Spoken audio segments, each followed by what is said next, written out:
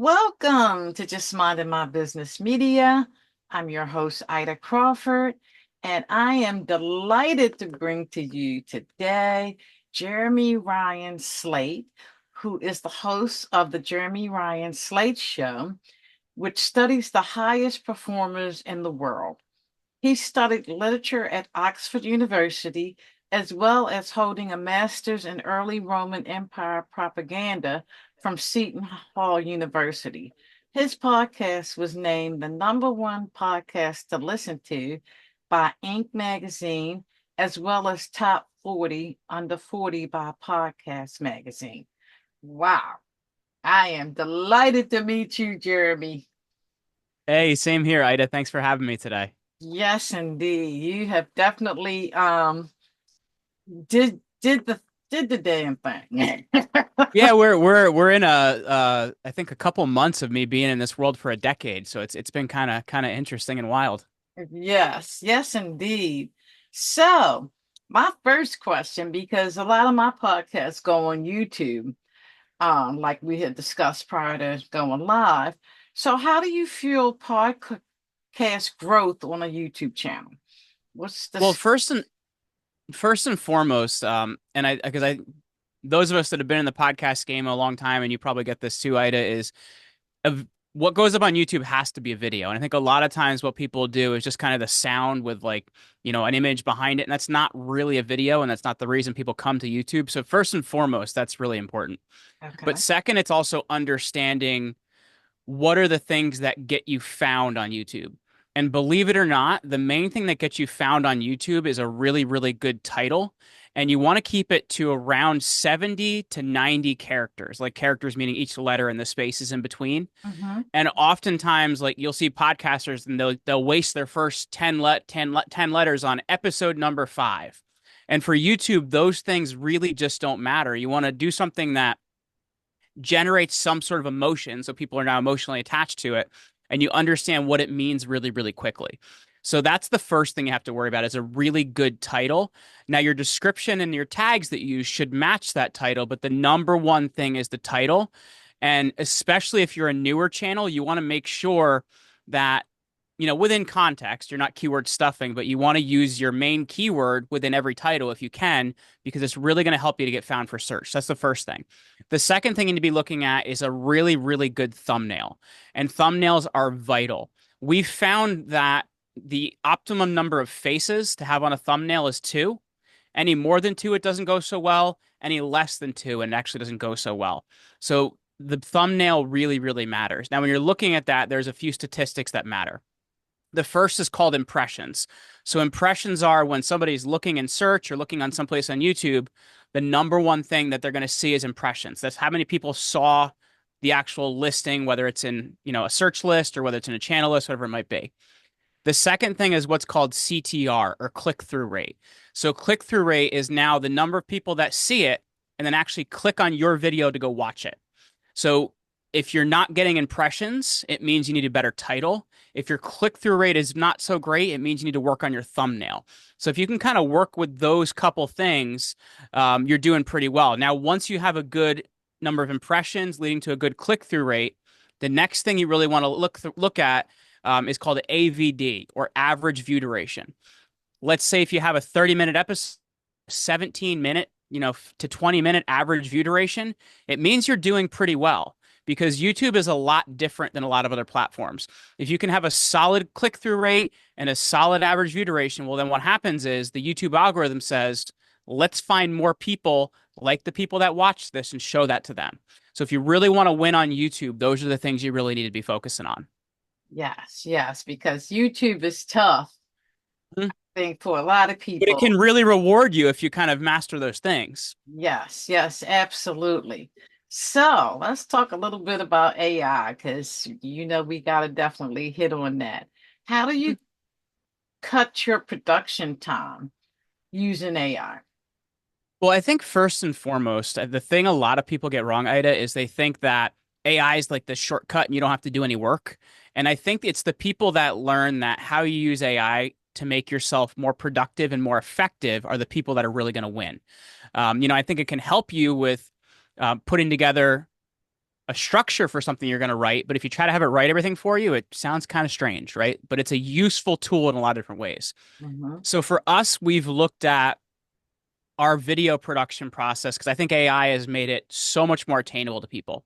So the first thing that we do is we actually do our interviews on a platform called Riverside FM, and it's a really great tool because it's got a number of different things you can go into. So I'm not going to dive into like every different thing about it, but the number one thing that it does is it actually records on each side and then uploads to the cloud rather than through the internet, like with Zoom or Skype or something like that.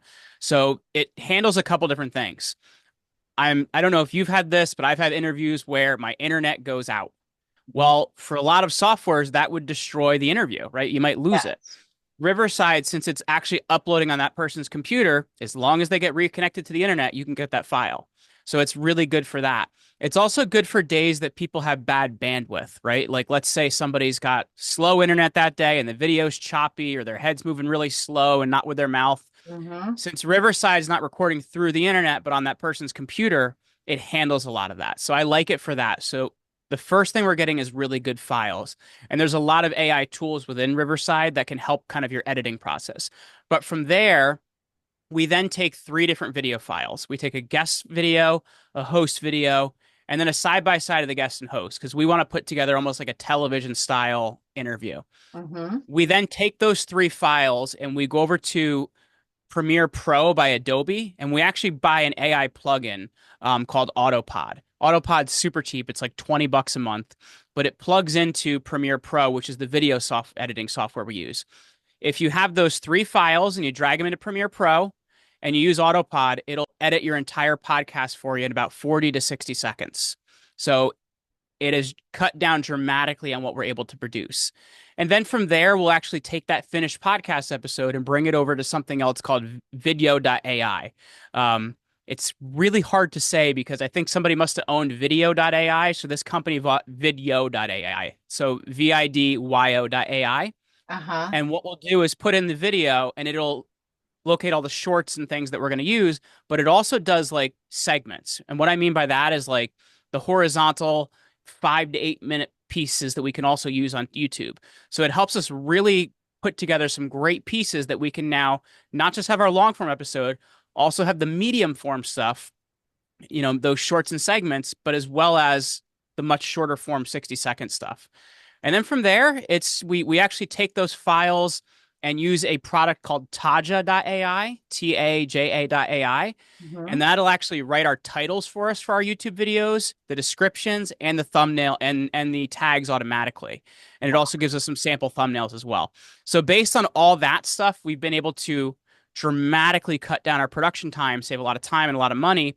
And I will tell you, Ida, the thing most people aren't talking about and they should be talking about is Canva is kind of the best deal going for I think $15 a month and the level of what you can do to a thumbnail in Canva. And it's got some really, really great AI features to like, upscale an image, like take a low resolution image and make it look better and more detailed, or even the ability to remove text from images too. So those tools have saved us time and money dramatically and also helped us to get a lot more visibility. Yes, I love Canva. I use it. At first, it was kind of cumbersome when I first started working with it. Now I can whip up something in a couple of minutes and it's pretty much done. But I'm learning a lot from you, Jeremy, because as a podcaster, you're always learning, you're always growing, you're always working to make it better. So I Yeah.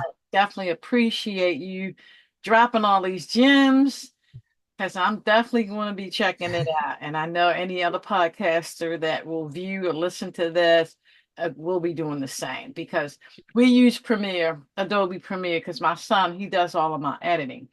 hmm So we use that. But the other tools you talked about, I didn't know about. So I'm Autopod is amazing and it's shockingly good. Like I said, it's like $20 a month, but it's a plugin for Premiere. And Mhm, as long as all the files are the same length and end on the same frame. So what that means is we actually just put our outro on at the end so that they technically end on the same frame. Then it mhm. will edit for you in like 60 seconds or less. Like it is incredible. Wow. Okay, got that. Wow. Advertising. That's another big thing. Yeah. So I think for most podcasters, you have to kind of understand the advertising model because I think most people think, you get a show up to a couple 100,000 views or 1 million subscribers or whatever it might be, and then you sell this advertising money and you make money. For 99.9% of us out there, that's not the way you're going to make money. But just to understand how the advertising model works, just if people don't understand it, the typical advertising model is done on what's called a CPM or cost per mil. Mil is actually the Latin word for 1,000. So it's the cost per 1,000. So Mhm. for every 1,000 views, you get a certain dollar amount. So let's say you have 1,000 views of your podcast episode and the CPM or cost per mil is $25. So that means that 1,000 view podcast episode would net you $25. So you have to be doing a lot of thousands of views to actually make any decent money off of a podcast. So the thing that we actually do, and I'm a huge, huge believer in this, Ida, is I have a lot of products I really like, specifically a lot of health products. I went to Peru back in 2015 and I had some really good ceviche. But what I ended up doing is picking up a parasite called a liver fluke. And what it actually does is eats your liver. Sounds kind of gross, but it does. So I met a really great naturopath about 10 years ago, and he put me on a parasite protocol that actually cleansed those things out of my body and it was gross. I don't want to go through the whole thing, but it really handled my health. He has a great affiliate program for those health products, right? So I want to share my success with other people, and we do a lot of affiliate products. Now, here's the thing I'll say to your listeners. You have to worry about two different things when you're worrying about affiliate products. To me, and this is just how I look at it as my own personal ethics, I don't promote things I don't use myself. Right. So if it's not a product I use and like, you're not going to see me promote it. But also another important part about it is it has to have a good commission rate because there's a lot of products out there that I love, but I would have to sell thousands of them to make any money. So you Mhm. have to find a product you like, a product you support, but also one that has a really good commission rate. So I like that parasite cleanse. I think it's around a 40% commission rate I make on products. So Mhm. it's really good if people buy a product that changed my life and they get commission on it. Audible also has a really great commission program for theirs. If you give away a free audiobook, I think they give you $15 per person that takes a free audiobook. Because I guess Wow.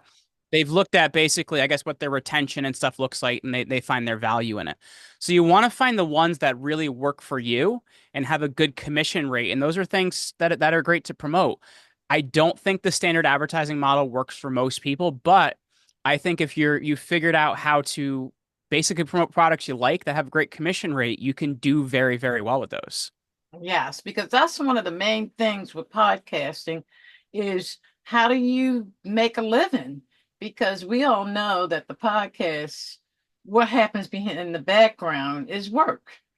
Yeah, It's 100%. it's more to it than just jumping on the screen and hey, how you doing? After Yeah. the interview is over, you got some work to do. Well, and even that too, I think the thing most people forget about is in podcasts, you have two audiences, right? You have the people actually listening to you, and you have the guest or the host that you're sitting down with, right?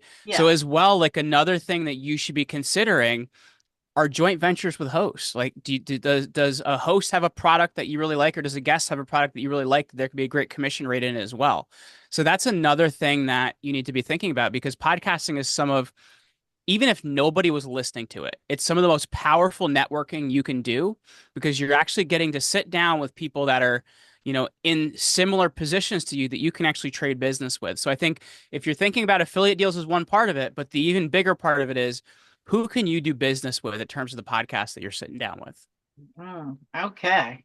You know, I'm going to listen to this over and over, Jeremy. And I apologize if I talk too fast. I'm from New That's Jersey, so okay.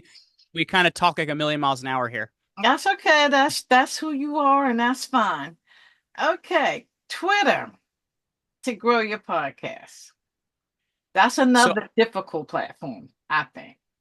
So I think so. Here's the one thing you have to consider: their advertising platform isn't used as much as others. So at the moment, the actual amount of reach they're going to give you for the dollar amount is a lot more, right? Because they're not getting as much ad money as Google is. They're not getting as much money as Facebook is. So right now, if you're spending money on advertising, so it's not free, but if you're spending money on advertising, I think Twitter is one of the best places you can spend your money just because there's less competition and their actual rate of the reach they're giving you for that is lower. Now that could change in the future as more people get on the platform and start using the ads and whatever, but right now there's an open space to be able to do that. So I think if you're doing that, that's one part of it, but I think also, and this kind of goes with, I don't know, have you heard of Threads, the other platform out there that's similar to Twitter?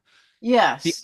The other thing as well, and you can repurpose this on Threads as well as doing it on Twitter, are actual thread postings. So thread postings, and I do this a lot because I'm talking about the Roman Empire all the time, and I'm talking about very complex things. So a thread is a series of posts that you put together, right? Like you're basically commenting back to yourself. And Mm-hmm. if you can tell a story in a long thread and get somebody with a large account to share that, and it has to do with your podcast, well, now you're really going to win because the number one way you grow on Twitter is to get other people to actually share your posts. But those posts you're writing, since it's a similar platform style, you can also repurpose them on the Meta-owned platform, which is Threads. So Mm-hmm. I think if you're using advertising on Twitter, it's kind of the Wild West at the moment where there's lower competition and it's a lower price for the reach. Could change in the future, but I think right now it's a good place to be for advertising. Oh, okay.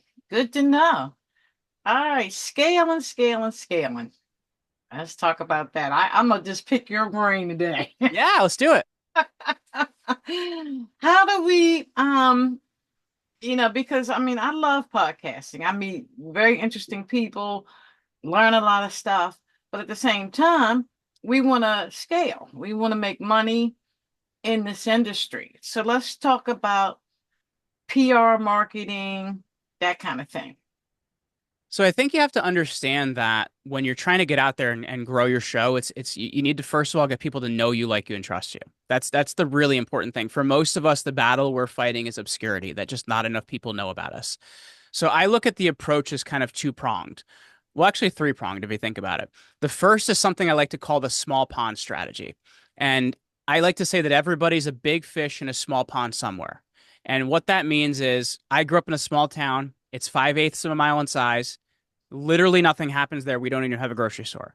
So if I write a press release and send it to the local newspaper that sends once a week to every house in the county, they're going to run it.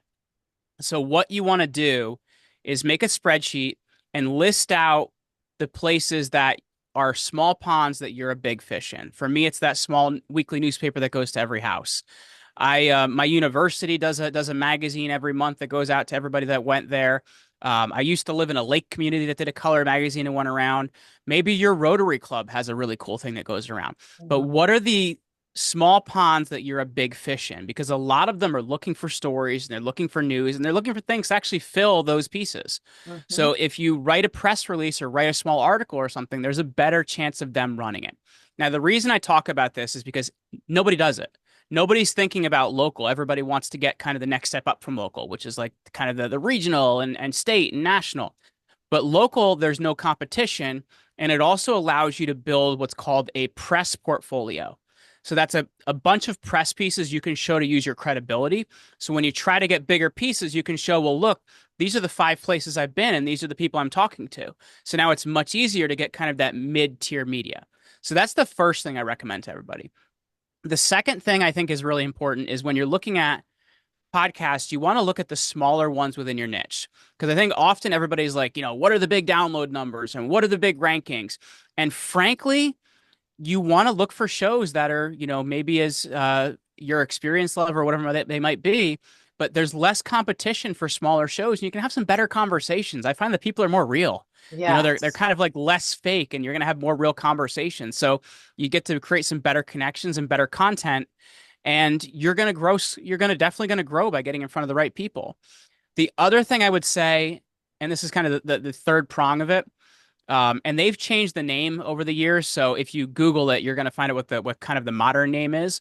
But it used to be called Help a Reporter. It's called something else now. Mhm. But basically, what Help a Reporter is people that are writing news articles about different subjects are looking for sources, right? Like I'm an expert on finance or I'm an expert on this.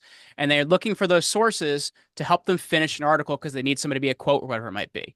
Mhm. That's a really great way to get either free or no cost or low cost media, Mm. because you can actually find, maybe you run into somebody for Forbes that's writing an article, or somebody for Wall Street Journal that's writing an article, and you're the person that knows about the subject they have to write about. Well, that's another way you build up your portfolio. So if you're working on building all of these things and eventually line up your marketing in order to help push a lot of that out, then you're going to start to see yourself scale. Those are definitely things to focus on. Wow. So, Jeremy, if people want to connect with you for support, how do they do so? So I'm all about, we've talked a lot about the Roman Empire. And I think if you look at it, the decline and fall is the big thing. And I think for a lot of us, we're trying to build our own empires. And even in a time of a hard economy, we want to grow. And I really want to help people do that. So I put together a great resource called Command Your Empire. So if you go over to commandyourempire.com, Mhm. it's actually going to take a lot of what I talked about today, but give you all the action steps behind it. So you can actually put those things into motion. It is 100% free. So if you go over to commandyourempire.com and grab that free resource, you'll also figure out how to connect with me over there as well. Awesome. Awesome. I know all the podcasters going to be listening to this because I'm learning so much from you, Jeremy. This is amazing. This is my first interview with another podcaster that, has really gotten out there because I remember my first experience was Blog Talk Radio, and I didn't even know how to get the guest on. I didn't know you had to know their phone numbers. So I was a mess. And, going through this, at first I was looking for people. I was like looking hard and I was interviewing everybody and their mama if they wanted to be on. But now that I've been doing it for a minute, it's like companies like yours have sent me people. And now it's like I'm not no longer looking for people. But what I've done is I've created other products like a quarterly magazine, being able to repurpose your interview on television. That's the other thing that I'm doing. So, what's your thoughts about podcasters moving to other, I call it visibility packages? Well, the thing I would say is I think there's a lot of us, and I've talked to a lot of people over the years. I think there's those of us like I used to be consider myself a podcast purist, where it's audio and this is how it works. And I think for a lot of us, we've realized that podcasting is becoming something even bigger and different than what we thought it was going to be. And Yes. that's why more and more, Ida, I've been using the word new media to describe it, because podcasting is becoming streaming shows. It's becoming YouTube. It's becoming Rumble, and it's becoming, being used in other places. Like you're talking about TV as well. I know a lot of people have been doing podcasts on Roku. So I think to Yes. really go into the next generation of podcasting, you have to embrace a lot of these things, because it is not just a file you download and put on your 130 gigabyte iPod and listen to it and delete it when you're done.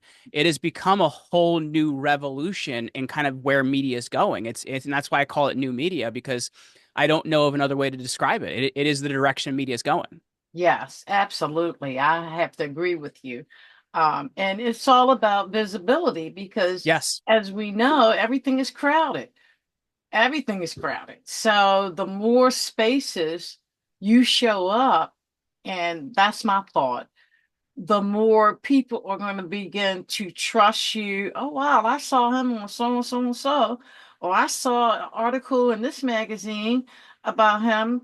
And that makes people get closer to you. Yes. Well, because I think the average person, and it's gotten even more in the last like 5 years, but it was somewhere in like 5 to 8 thousand marketing messages people see a day. Yes, So understanding that, you have to fully understand how many, not just how many times somebody has to see you, but in how many places someone needs to see you. And I think yes, that's why what you're talking about and how you're being visible is it's vital to survival, frankly. absolutely. I agree because everybody don't listen to podcasts. Some people like TV. Some people like to read. I actually met people that don't even have a television. They like to read. I haven't had cable in probably 15 years. So you know what I mean? It's for me, it's I'm streaming a lot of times, and that's where we're on Roku or Prime or a lot of services like Yes, that. So as a podcaster, you have to figure out how can I be in those places. absolutely. I haven't had cable for 15 years either because I got tired of seeing the same thing every month, over and over and over again. And the cost was just Yes. too much. Yes. It was way too much. And I'm like, TV, I'm one of those kind of people that when they broke the TV, because they actually did that to implement cable. Because I'm with the antenna. I come from Oh that. yeah. And I remember the first call I got about cable. It was like, "Do you need cable? Do you want cable TV?" And I was like, "No, I already get TV." And then they broke it. They made it so you had to have cable in order to see anything. Everything was snow unless you had cable. Yeah, they made it so you had to get the digital converters. I remember when that happened because even when Yes, I was a kid, you used to still be able to get like, 5 or 6 different channels if you had an yes, antenna on your TV. And then they changed the signal to a digital signal and then it was kind of all over. yes, absolutely, absolutely. So I was kicking and screaming when they got rid of real TV. Wow, this has been amazing, Jeremy. I am just at awe to really be able to talk to someone who has a really good insight of the podcasting industry because sometimes you feel so lonely in this industry I agree with because that. you talk to other podcasters, but they're kind of focused on their podcast and that's it. They are not really bringing things that can really help you build and make a better impact in your podcast. So I I think appreciate you have to consider a rising tide lifts all boats, right? So if we that. start to do better, we're building a new industry, right? So if Right. we start to do better, this industry gets bigger and more well known. And I think that's what a lot of people have to consider is we're building a new industry. Like, and I think that's what you have to think Yes. about. Yes, absolutely. I agree with you 100% on that. And it is definitely huge. Everybody has a podcast now. And, I'm looking at how mine has grown over the last 10 years. I mean, I'm everywhere. iHeart is now advertising my episodes. Mhm. So that tells me, I mean, I started with nothing, no knowledge, didn't know what I didn't know. And grew into the space that I'm amazed at. So it is definitely a wonderful space to be in. It's pretty much low overhead. So it's like, I really love it. And Yeah. talking to people that know more than you, experts. I mean, I've learned so much just by doing this. Wow, this has been amazing to say the least. I am so honored that you decided to come on my show. I appreciate you being willing to have me. This is a great chat. So thank you. Thank you. And again, how can people get? Oh, let's talk a little bit about your podcast really quickly. Yeah. Tell me So we about talk. your podcast. So I talk about like to me the things that matter most in life. So I talk a lot about family. I talk a lot about, perseverance. I've used to talk to a lot more professional athletes than I do now, but like I guess as I've, changed and gotten older, the things I care about have changed and morphed. So, Mhm. I have three little girls, two of which were homeschooling. And so I know it's a lot more things about family and life and things like that. Whereas it used to be a lot more high performance and stuff. Now we're talking about the things about how do we survive as a family and do well. Yes, absolutely. And what days do you air and We where? are on Tuesdays and Thursdays, and we're on YouTube and we're on all the other platforms as well. Okay, We awesome. recently launched a new channel on the Roman Empire too, if anybody's interested in that, called Jeremy Roman Empire. Yes, yeah. And I also saw where you raise chickens. I do. We just actually got 4 more last weekend, so I have 29 of them now. Wow. So how did that come about? I live in Northwest New Jersey, which is kind of like less like living in New Jersey and more like living in Appalachia. And we have a whole bunch of chickens here. I got a pig. I live on 5 acres, so we just have a good time here as a family. Yes, yes. I love it. I love it. And you've written some books. Yeah, I'm a busy guy. I see. Well, I am so honored to have met you and definitely looking forward to more collaborations going forward. And Yeah, because this was definitely well worth the time for me. absolutely. So thank you, Jeremy. And we're definitely going to do this again. And also, audience, thank you. Appreciate you as well.